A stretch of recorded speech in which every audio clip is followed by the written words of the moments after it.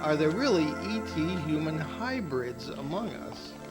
Hello, and welcome to the 973rd edition of Behind the Paranormal with Paul and Ben Eno, coming to you from WOON AM and FM radio in Woonsocket, Rhode Island, on the Paranormal Radio app from TalkStream Live, on YouTube, and via TuneIn.com. I'm Ben, and that was Paul. And today we bring you an old friend we haven't had on with us in a few years, really. Coming to us via Skype today is Gary Hesseltine, one of the UK's most prominent UFO researchers and the creator and editor of UFO Truth magazine. He is vice president of the International Coalition for Extraterrestrial Research, or the ICER, founded in 2021 and composed of scientists, academics, and leading UFO UAP researchers worldwide. Gary has an extensive military and police background in the Royal Air Force Police and the British Transport Police. He maintains the largest online database of UFO encounters by British police.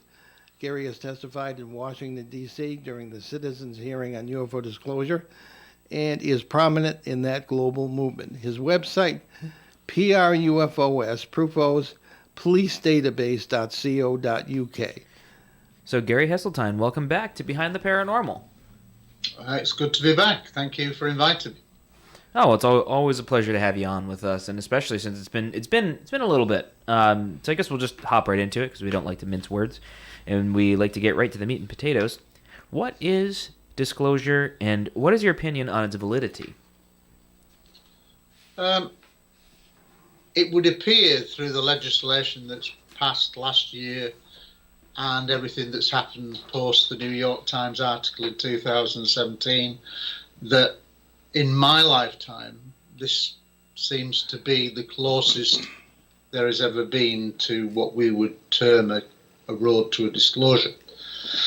What is, I think, becoming self-evident as we move closer to that time, which I still think is coming, is that the intelligence services, who are now required by law, literally don't want to play ball. They're kicking and screaming. They don't want to play ball. They don't want to submit reports at the behest of Congress and the Senate, as they're required to do, hence why we've now got a 3-week wait for a report that they should have submitted to Congress. Why that is, we don't know, but in the end, it's not good enough. And I would like to see the various Congress people and senators who have spoken on this subject before take a more vigorous action on saying, where is it? It doesn't matter what the delay is, they are required by law, so they've got to do it. And this is what came about as a result of last year, which was unheralded. You know, it never happened before that the intelligence community had been forced to comply.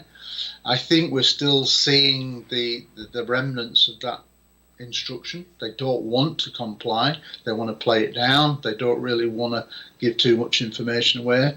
But I think this is now where the Congress and the Senate need to step up and call them out and say, look, we want this information. Either in the classified form or the unclassified form, you have to do what you're required to do by law. And they need to speak out. And I think the pressure comes from them.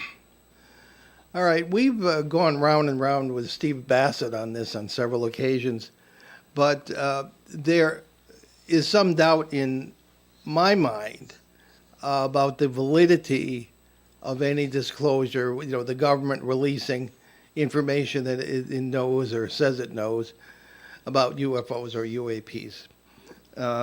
Excuse me, the entire issue fills me with suspicion.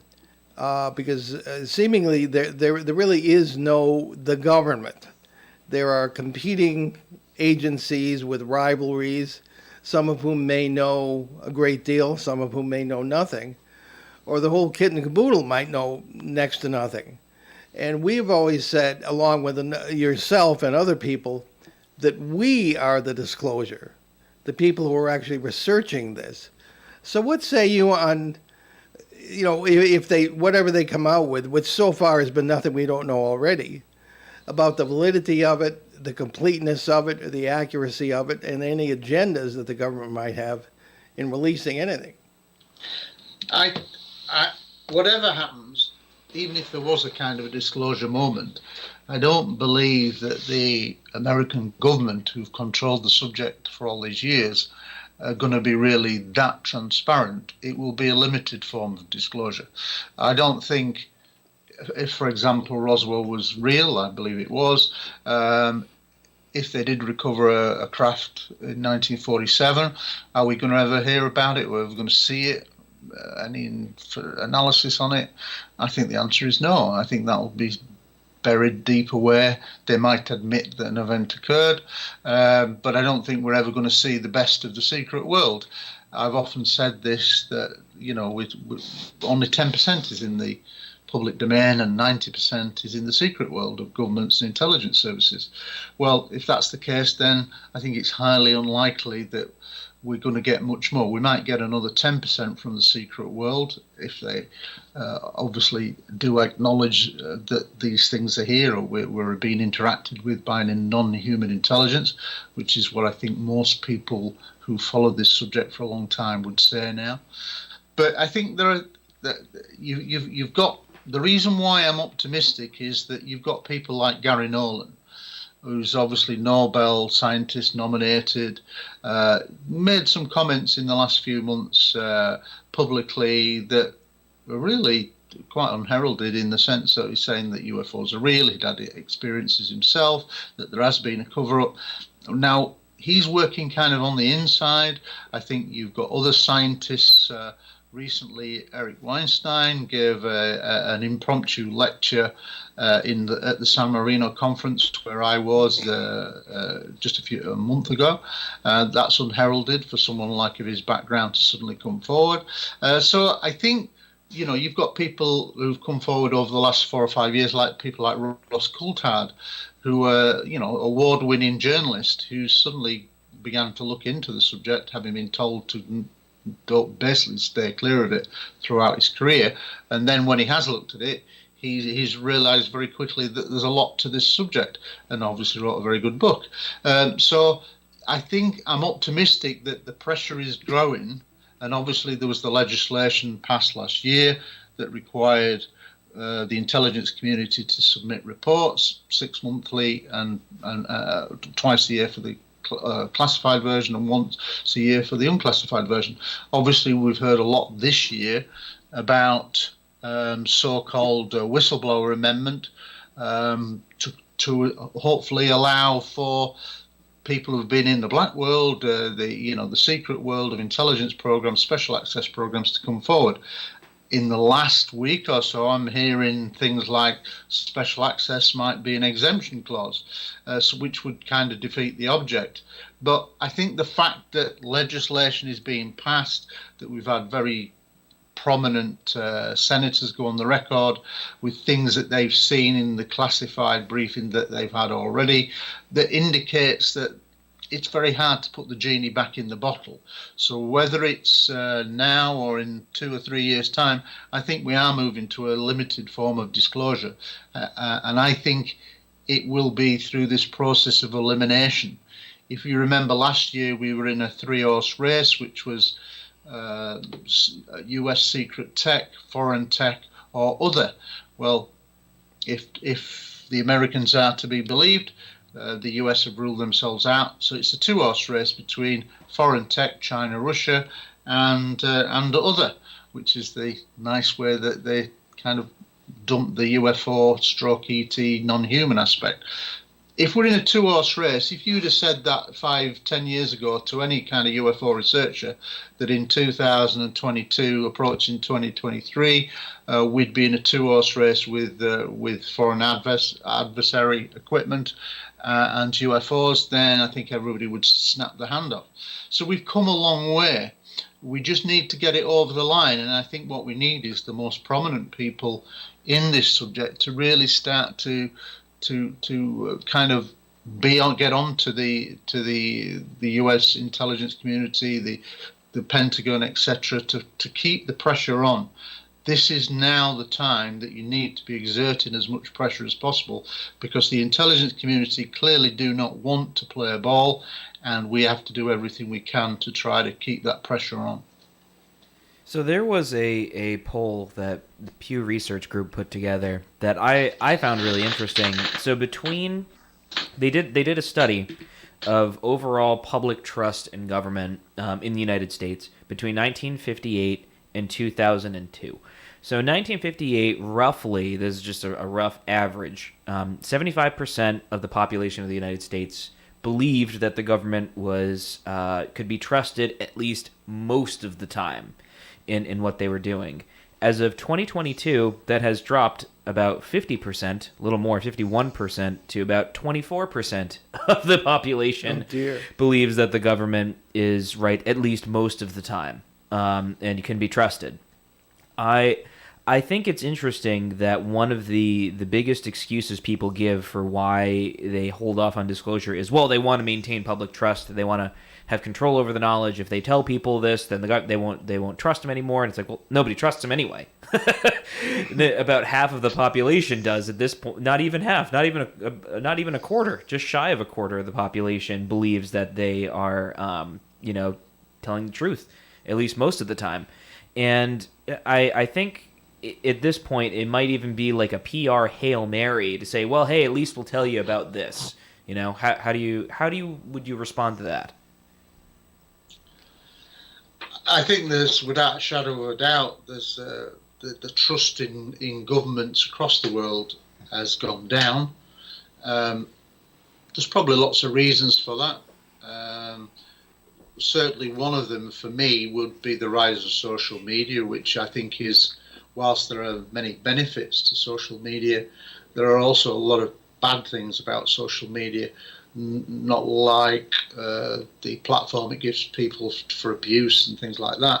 But I think the other thing that it does, and I'm sure it was created by an intelligence community, social media, as a way of dumbing people down, because people don't read books so much now. They rely on the reality TV kind of concept. The internet has been the provider of all, the font of all knowledge, and I think all of us that know that try to work in a factual way will know that is, it's so right. That I still think that the internet is a bit like the Wild West. It's pretty much unregulated. It's getting a little bit better, but it's pretty much unregulated. So if people don't do their own real fact-checking, there's a real danger that the trust in society will go down. And I think that's evident over the last few years in a lot of countries now. And the idea of just conspiracies and being labelled a conspiracy theorist, it kind of immediately just pigeonholes people and groups wrongly, in my opinion, because a lot of people who would be called conspiracy theorists are actually doing a great job at just trying to just get the truth out there. But it's very difficult when the media play ball and pigeonhole you. The media, for me, play a key role in this.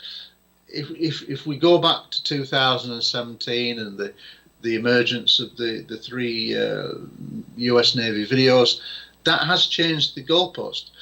Even though the media aren't really giving it the coverage as it should, there is no two ways about that. The impact of those videos is actually quite profound. And that can be demonstrated by the likes of Avi Loeb, Gary Nolan get involved in this kind of field, which they would have never have gone anywhere near it 10 years ago for risk of their career and losing funding, etc. But now, within the circles, if you really know what's going on, scientists now are finally getting involved in coming out of the woodwork. They probably had a long interest but couldn't do anything about it. But now more and more scientists are coming forward because they want to get into the research data.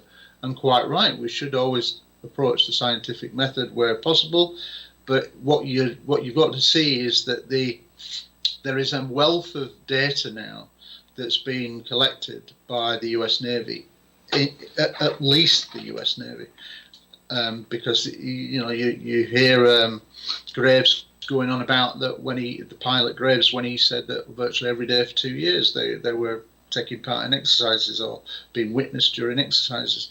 all the ship's data that's been recovered, of which there must be tons of this material now, that should be able to prove whether it's man-made or elsewhere, is kind of being locked up by the military.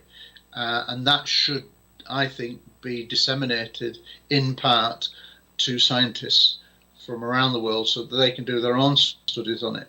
And that's not happening. But there's no two ways about it. We are now in a technological age where our science and technology has developed to a point that we're seeing these things all the time at the higher end of spectrum. And that data needs to be released to science. And I think very quickly, if we did that, there wouldn't really be much more doubt from a scientific point of view that we're dealing with something that's other, that's non-human, that's way beyond the flight envelope of either China or Russia. It's a complicated subject, but without a shadow of a doubt, scientists and major scientific magazines now accept that these things are flying around.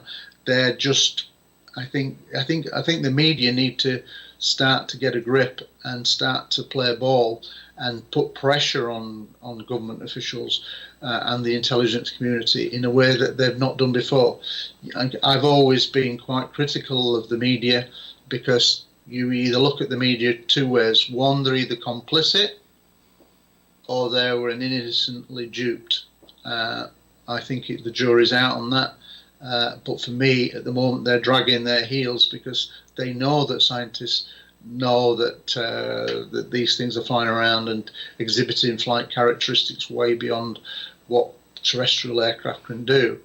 So I think a lot of people need to step up. Politicians need to step up. Congress and the Senate and also the media need to step up and go after and call out the intelligence community for the holdups. You cannot put this genie back in the bottle.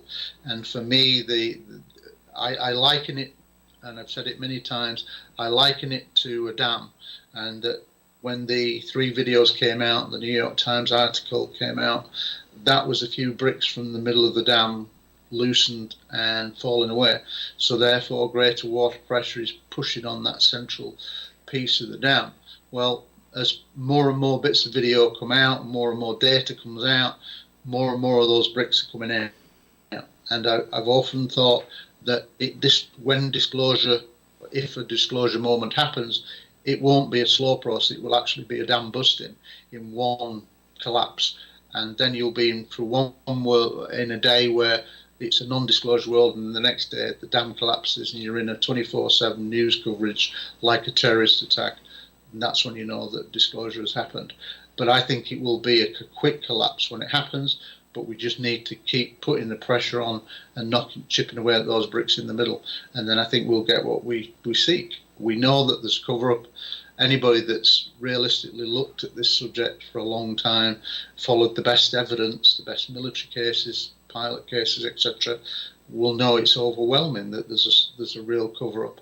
And it can't be sustained and can't be ignored. But the media have got to play its part now, and I really think that the time is approaching where they need to go after the intelligence community in a way that they never have. Well, I certainly agree with all your points.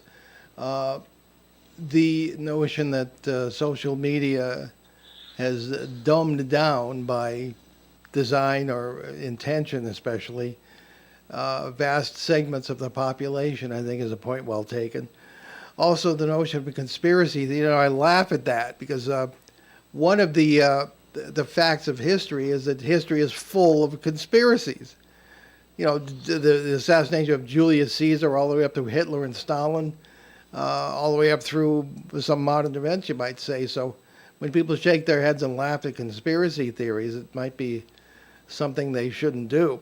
One of the points, and this might seem like an obvious question, but it might not be as obvious as it seems. Why, in the first place, was the lid of secrecy clamped down upon the UFO subject, and when? Was it necessarily 1947, or do we go back to 1909 with the airship scare around the eastern U.S., or what say you? Well, I think whilst there had been various clampdowns, you think of the Roswell headline, and then 6 hours it's quickly taken down and kind of debunked. You could argue that it started there, but I think really after the Washington overflights in July 1952, the 2 weekends of successive activity, I think there's no two ways about it. The secrecy, the real program begins with the Robertson panel in January 1953. They call the scientists together and they basically meet for 2 days, and their remit is, what can we do to strip the aura, the public's fascination for flying saucers, which was the term of the day. And after 2 days, they basically said, the way you do it is you debunk the subject in all forms of the media, and so TV, radio, newspaper, books, etc., magazines, and it worked incredibly well. And that's where the stigma began, and it was endorsed by the media wholeheartedly, it would seem, and that policy has basically meant that anybody born after 1953 has lived in a deliberate debunking era. Most people aren't even aware of that. Only really people within the subject know that. But that subliminal message to all people that, you know, UFOs you've got to be loony to kind of believe in that kind of stuff. It all stems back to the 1953. So I would say that's really when the real era of debunking begins. But I think, and that still persists, and we need to break down the barriers even more. They are beginning to recede, because you look at, you know, Avi Loeb, someone of his standing in the scientific community, Gary Nolan, again Nobel nominated in science. You know, these kind of people would not be coming forward if there was still the stigma attached, and the fact that they are shows that the stigma is receding. Unfortunately, not enough is being done, I think, in the media to really hammer this home. And we need politicians to step up and argue the case. Well, there was a fear. Ben, did you want to get in here? After the break, because we're coming up to it. So Oh, okay. Finish your thought. Yes. And then I have things to say after the break. Yes, after the 1947 incidents, etc. You know, the opinion that I've heard is that they clamped down because they were afraid society would collapse, or at least there would be a collapse in confidence in the government because the skies were not under our control.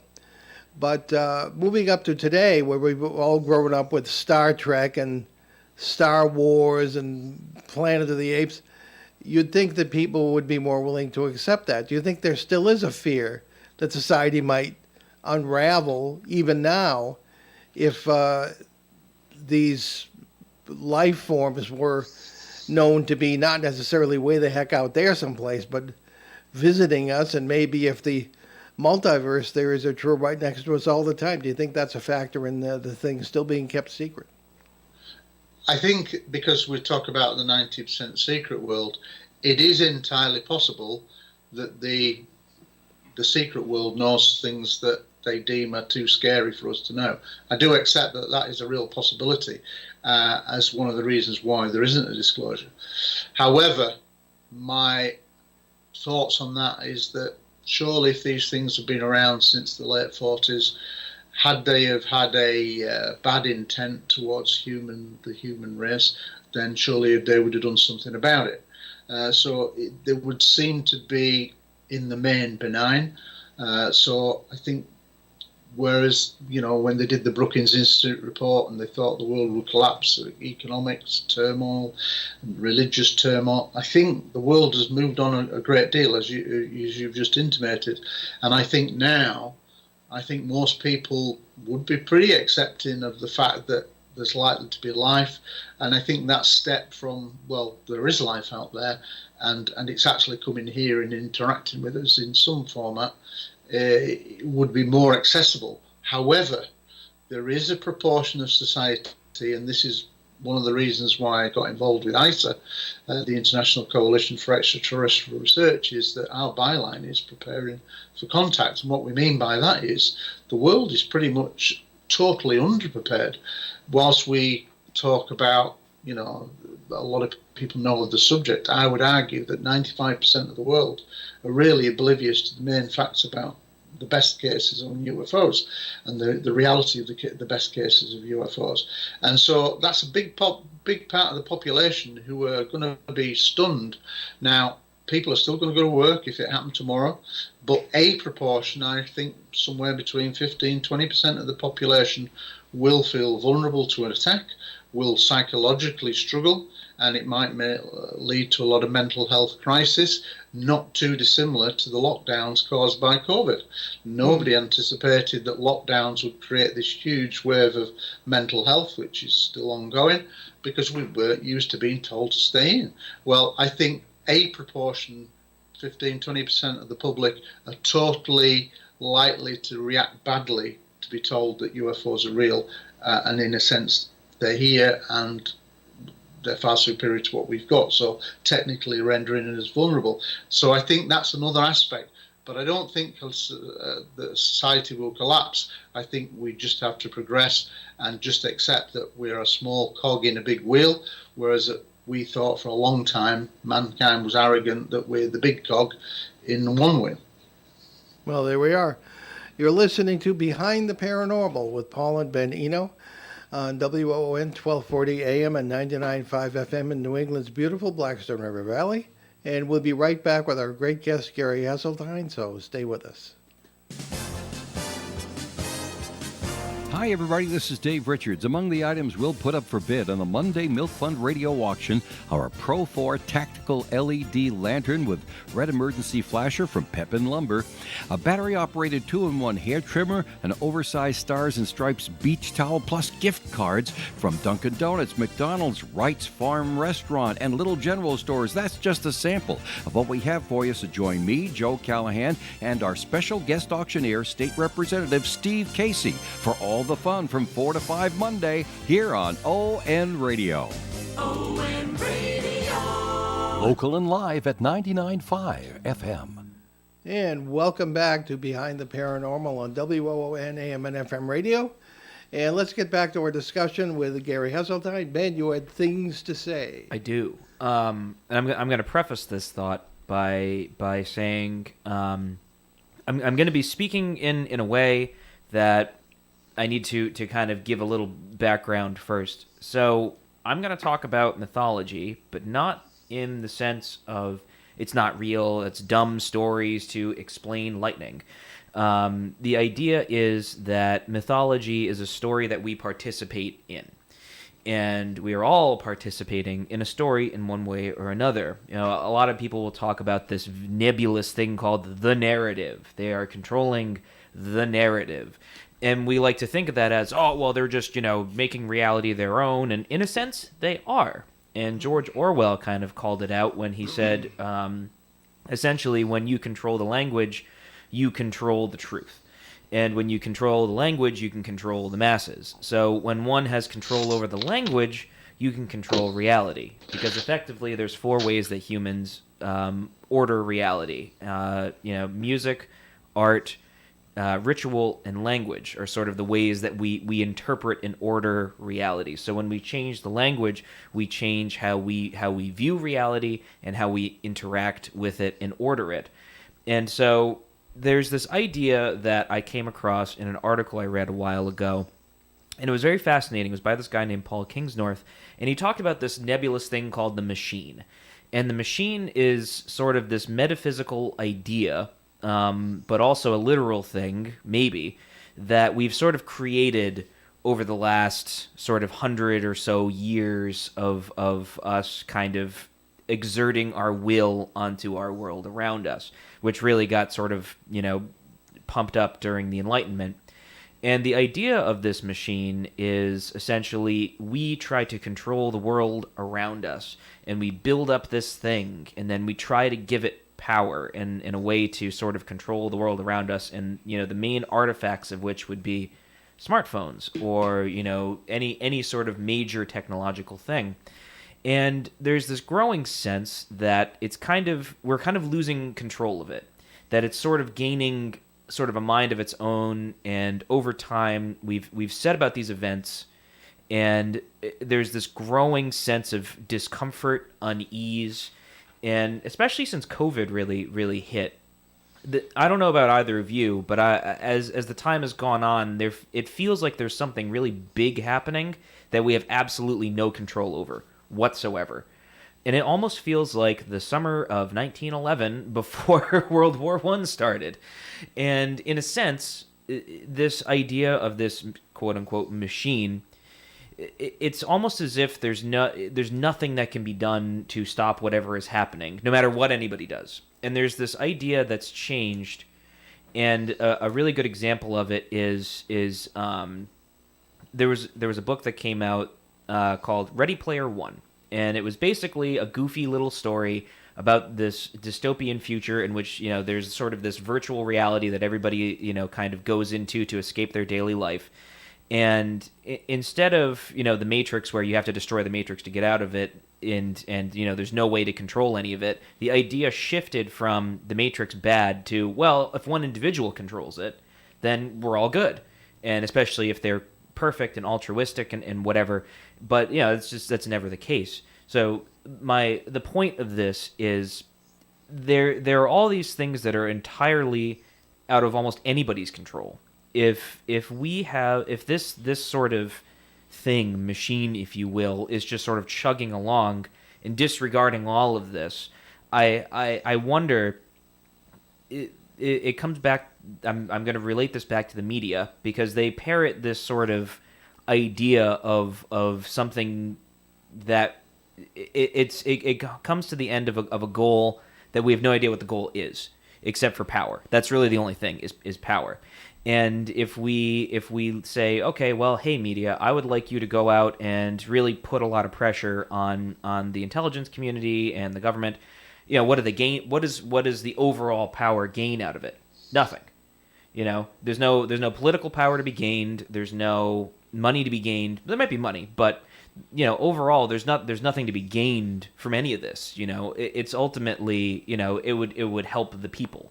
And if there's one thing that we've learned over the last decade, or maybe more, anything that really has been brought about or invented, it has this vague illusion of helping, but really in the end, it just kind of takes hold of us and controls us. And so in a sense, we give up our power to gain power, right? You know, the idea of an iPhone is that it's an extension of ourselves to move into these spaces, but, you know, we end up being beholden to it. So with all this in mind, what are the powers that be gain out of disclosure? Do they gain anything? What would they gain if they disclosed? You know, would it be worth it for them to disclose anything? I don't think there is really anything for them to gain. However, and but something happened in 2017, 2018, which was the release of the 3 videos. The New York Times article was unprecedented, a front page story, etc. But it was the videos that kind of changed the goalpost, not the article. Those 3 videos were authenticated US Navy videos. And for the first time, and I don't think they were ever meant to be released. Nobody really knows the true story about how they came out. I'm pretty certain that the US Navy and the Pentagon did not want those videos to come out, but they have come out. And with that, you have the genie in the bottle situation. And I think once those started to get airtime and could be studied by scientists, as they have done. I mean, for example, you've got people like Michio Kaku, who used to, prior to those videos, say that, you know, there's no real evidence to support UFOs. But having studied those 3 videos, he basically changed his position 180 degrees and said, now it's for the skeptics to prove that they're not UFOs from elsewhere. So that was kind of unprecedented. So I think what's happened inadvertently is that those 3 videos should never have been released. They have been released, thankfully, and people could then really see for the first time that there was objects flying around, plus the testimony of the pilots, etc., the Tic Tac 2004, the Nimitz 40 foot long, like a sweet, kind of, etc. That there was then a momentum that began to build. Now, Once that happens, there's a slight tsunami effect. It's a slow, very slow tsunami effect that's building. Now, it's not a raging torrent like a real tsunami, but you couldn't put the genie back in the bottle. And for the first time, real questions could be asked by journalists. What is that moving across the sky? All very uncomfortable for the military and governments to answer to. And I think that's the thing that's done by accident. I don't think the intelligence community, I don't think that governments naturally want to give away too much information. There might be genuine reasons why that is, but I think most people would, in this modern age, would be skeptical of those reasons. But unfortunately, when those videos came out, that genie was let out. And unfortunately, even scientists who've been the archest skeptics have looked at it and gone, there's something going on here. And then more and more people are starting to come out. And as I've mentioned before, the likes of Avi Loeb, Eric Weinstein, Gary Nolan, those kind of people coming out into this field and taking it seriously would never have happened without those videos. So whilst I don't believe that certainly the US government want to really tell you anything, I think they're getting carried along an inevitable path because the information is out and it's growing and adding to it. And the more the reports come out whenever they're released, the report that came out last year, basically 143 of 144 pilot cases couldn't be explained. We're now told that there's something like 400 cases that most can't be explained. So we only need a few to be unexplained and remain unexplained, and we're getting much more data now. So unfortunately, it started a path that, for me, can only lead in a disclosure at some point in the future, even though the governments and the media don't want to play ball. I think it's a very astute observation, and I certainly agree. So, meanwhile, tell us, please, about the International Coalition for Extraterrestrial Research. I'm the Vice President. We currently have 30 national representatives, 30 countries in effect, and it went public in May of 2021. And its remit is to take this subject, UFOs, UAP, to the highest levels of governance, which ultimately is the United Nations.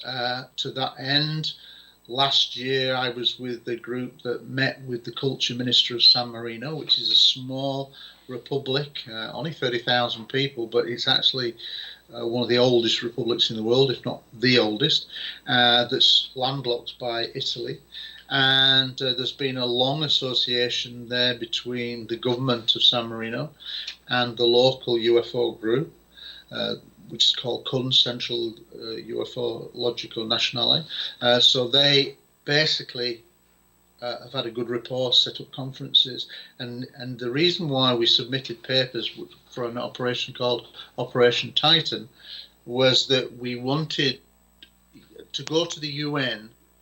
You need to have a nation state, in a sense, ask the question. As individuals, we can't do that, or an organisation can't do that.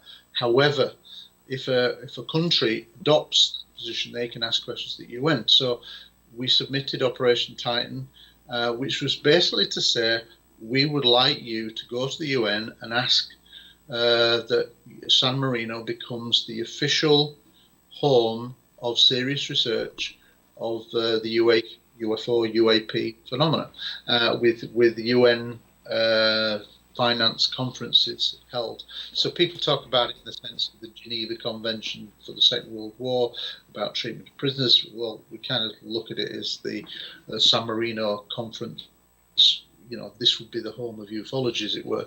And so that's ongoing. We're told now that we will reach a decision within the next, I think, 5 months.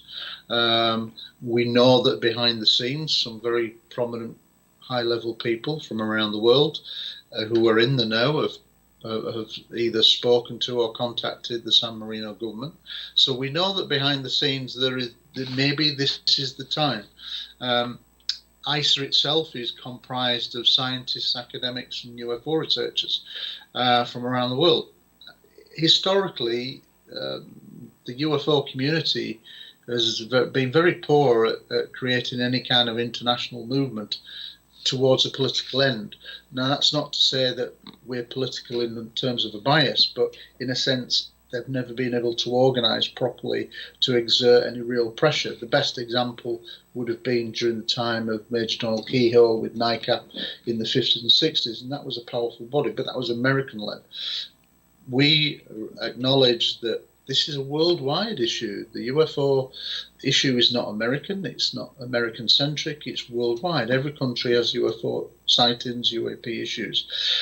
So it needs to be dealt with as a one world human race issue. And unfortunately, we've not done that. So the idea of ISA was really to create a global community to examine that global aspect and say, look, all countries of the world need to start looking at this, especially in light of the Navy videos and the legislation that passed in the United States and the ongoing legislation that's proposed this year. So in a sense, ISA is not a group. It's not. It's an organisation. It's a non-government organisation, an NGO. It's registered in Portugal. We have to abide by EU laws because it's registered in Portugal. It's an organisation, and we're in it. We're in it for the long haul. We're not. It's not a quick fix. We realise that this process will take a long time, but you have to have a process where at some point the world is going to move closer to that disclosure moment, and when they do, now you've got a choice. You either do nothing and don't prepare the world, or countries recognise that this is actually going to be a big thing and it's coming, and we best start preparing our own country's people. Now, who do you go to? Well, hopefully they're going to go to ISA in the future. We're developing courses for all sectors of society, religion, aviation, education, etc., because we want to prepare courses to help people prepare for what would be a huge paradigm shift. Without a shadow of a doubt, as and when and if disclosure ever happens, everybody will recognise that this will be the most profound moment in human history. Now, if it comes, for example, if it came tomorrow, then the rest of the world is going to hit a brick wall because they've been led to believe that there's nothing to it. Well, ISA thinks we should be preparing now, and hence why we're developing courses now, so that as and when we move closer to that situation, governments will reach out to us because we've got a degree of expertise with literally hundreds of collective years of investigation between us, and with scientists and academics, etc., that you need to start preparing the world. So when we move on to that close to that edge, that's when I think governments will start to come to ISA and say, look, we need your help. We need to start preparing our people. So hence our byline of preparing for contact, because we do believe that based on the evidence over the last 75 years or so, the best evidence from around the world, pilots, air traffic controllers, radar operators, etc., that we're happy to say that we are dealing with a non-human interaction, whether it be extraterrestrial or interdimensional or whatever, or a combination of both. But the world needs to start waking up, and we think we have to start preparing people for a new reality. And we greatly think that this proportion of the world that would be psychologically affected would be better served if there were courses available so that they could get education to help prepare them psychologically for what is going to be a major paradigm shift. All right. Let's take a question from Peter Shelley, in Bogota, Colombia. Yes, and Peter writes to us, Gary, have you ever looked into the 2016 Penturk incident in Wales? And if so, what did you learn?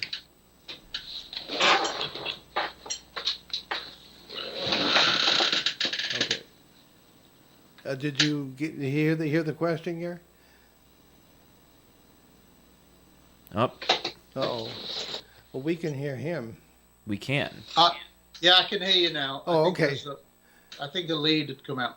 Oh, yeah. Hey, it happens to the best of us. The wonders of live radio, ladies and gentlemen. So you could hear me? Yes. Yes. So perhaps Oh, you that's could good. That's good. restate the question. Hey, we're the last 10 minutes of the show. Let's see if we can get through it. So our great listener writes to us. Have you looked into the 2016 Penturk incident in Wales? And if so, what did you learn? I've interviewed a couple of people who were involved in that, and it's a very interesting case. But unfortunately, it doesn't have somebody from the inside. It purports to be a military kind of cover-up, a kind of a Rendlesham style cover-up, but the difference being that unless you have somebody on the inside, i.e. a military whistleblower, saying that there was something going on in that area, then I don't see how the case can go on. Based on witness testimony alone, something's occurred, but it won't go to a much more serious level unless you get somebody from the inside saying, yeah, it was going on, I was part of the military and something went on. And unfortunately, it's got stuck there. So it's an interesting case. I have no doubt that something happened, but unless a military whistleblower comes forward, I don't see how it will progress any further. Okay.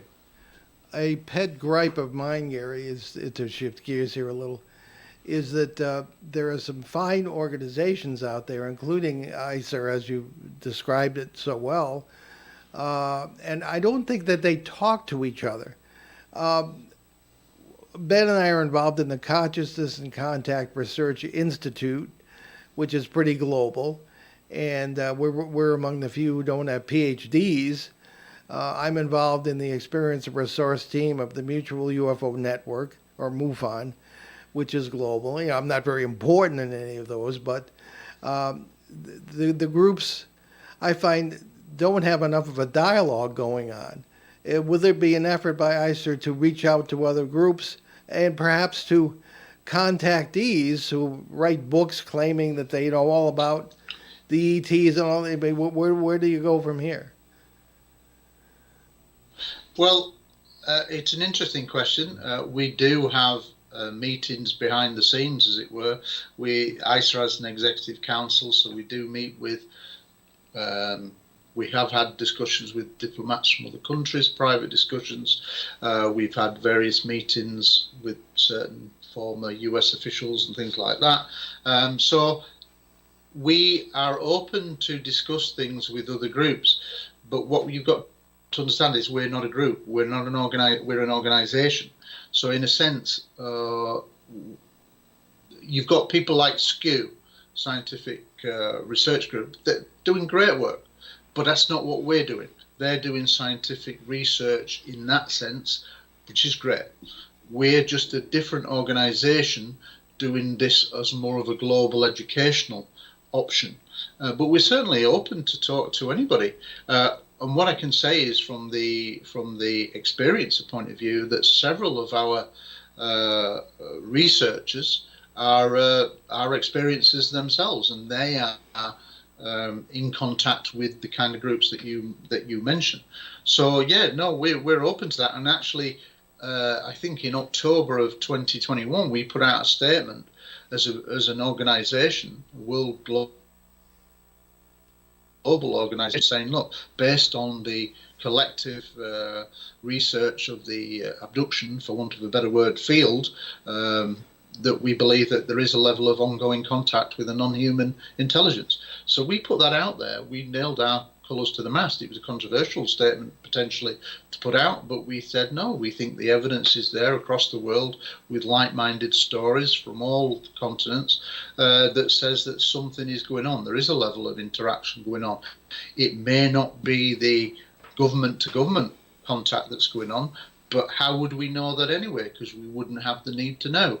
So in the public domain, we put out a public statement, I think in October last year, that basically said that we acknowledge that there is an ongoing non-human interaction through the abduction stroke contactee stroke experiencer field. So we take that very seriously, and several of our researchers and representatives are experiencers themselves. Okay. Now, I understand you're working on a book. Could you tell us about that? Yeah, I'm working on a book about Rendlesham Forest. As some people will know, I've been involved in a documentary called Capel Green. That's still ongoing.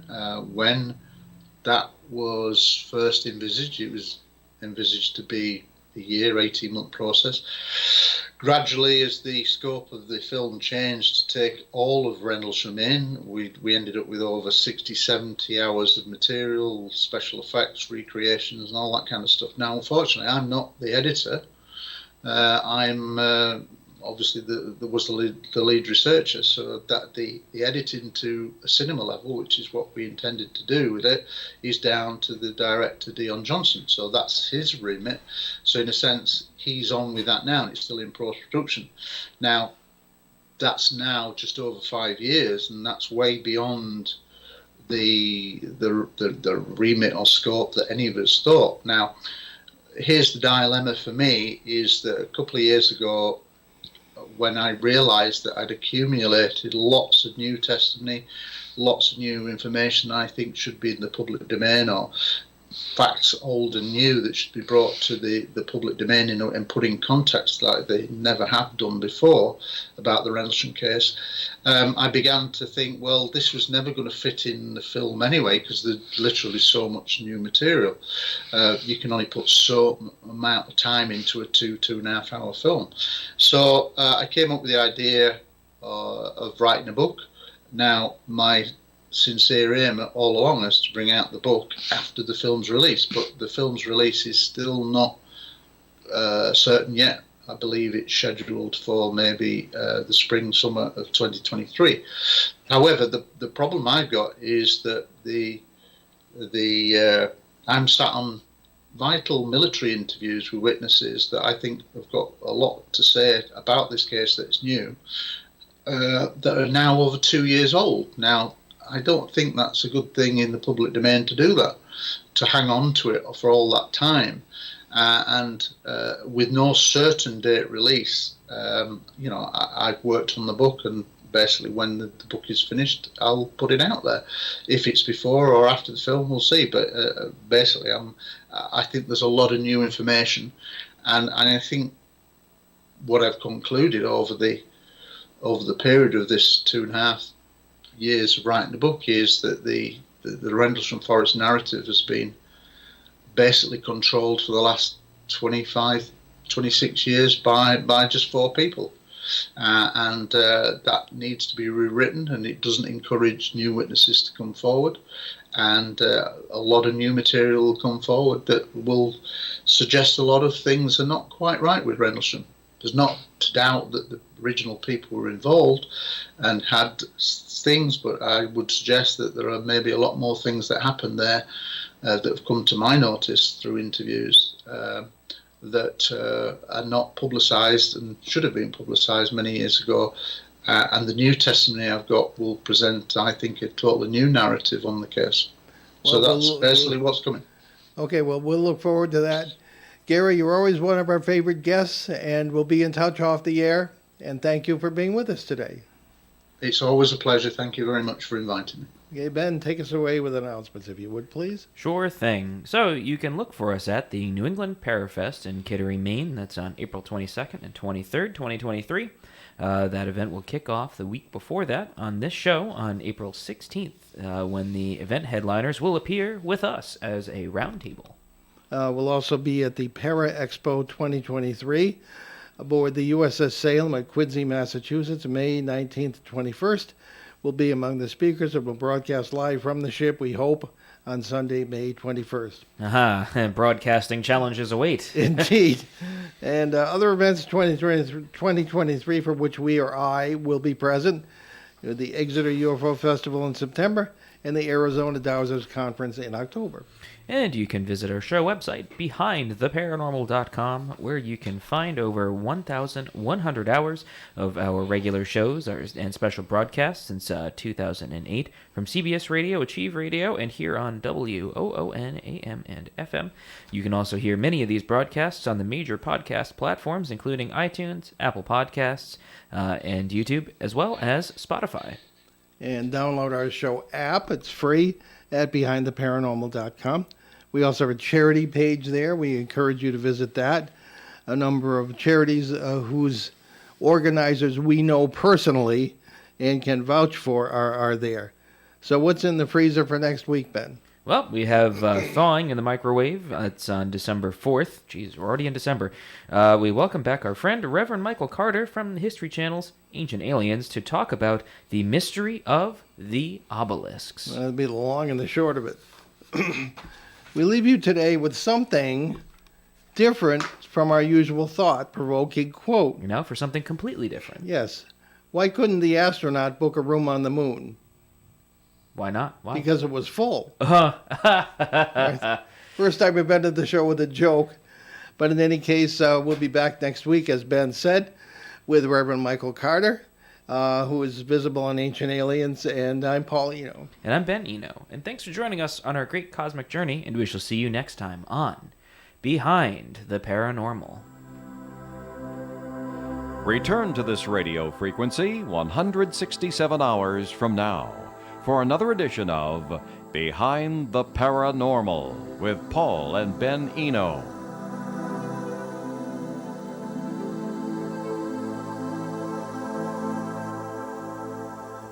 Broadcasting live and local daily from the Navigant Credit Union broadcast studio at the corner of Park Avenue and Kennedy Street in Woonsocket. This is ON AM and FM. WOON, Woonsocket. This classic edition of Casey Kasem's American Top 40 is from November 26, 1983.